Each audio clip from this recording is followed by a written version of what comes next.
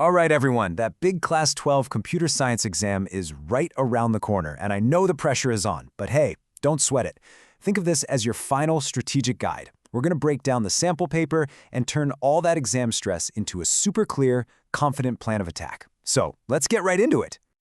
First, let's reframe this whole thing. Stop thinking of it as just some scary test. It's really more like a puzzle, right? A code that you need to crack. And the great thing is, every single question has a solution, and today, we're going to find the keys to unlock every single section together.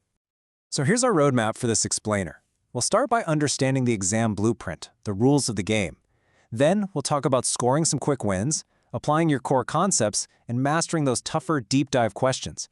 And finally, we'll wrap it all up into your final game plan.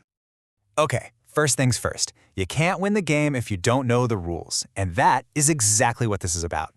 Your CS exam has a specific structure, and just knowing what to expect is honestly half the battle. So check this out. This is basically your map for the entire exam. You've got 3 hours for 70 marks, and it's all split across these 5 sections. Section A is your warm-up, a bunch of 1-mark questions. B and C start to ramp things up, but then you get to sections D and E. Those are the high-value targets where the really big marks are hiding. Knowing this is absolutely crucial for managing your time effectively. All right, let's talk about scoring some quick wins by conquering Section A. Seriously, think of this section as your warm-up lap. These 21 questions are meant to be fast.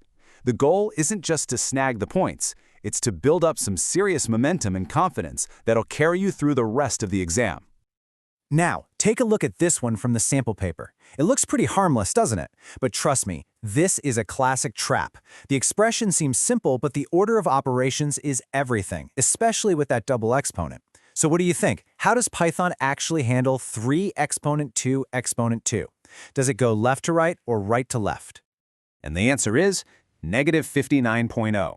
So here's the deal, and this is super important. Python evaluates chained exponents from right to left. So it doesn't do 3x squared first. Nope, it starts with 2 squared, which is 4. Then it does 3x fourth, which gives you 81. Meanwhile, 144/12 is 12.0. So your equation becomes 10 minus 81 plus 12.0. The key takeaway? For exponents, always work from right to left. Okay, here's another one you gotta watch out for. A classic try-except trap. Think of it like this. The except exception block is a giant general-purpose net. It catches everything.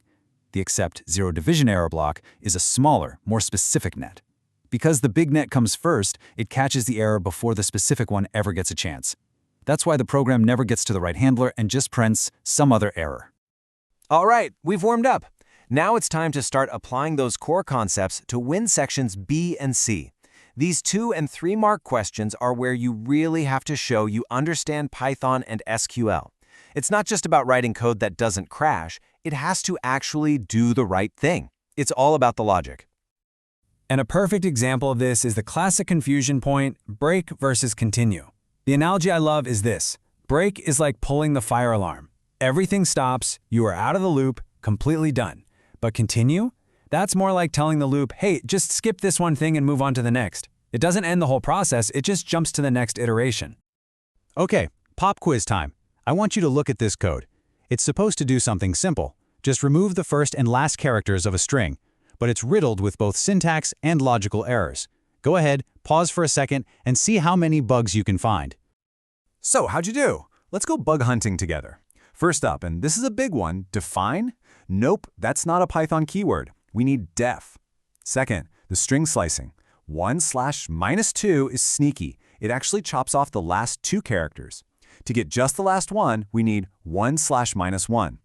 Then, the classic case-sensitive trap. Print with a capital P has to be lowercase print. And for the final touch, we just need to pop a comma in there before the variable.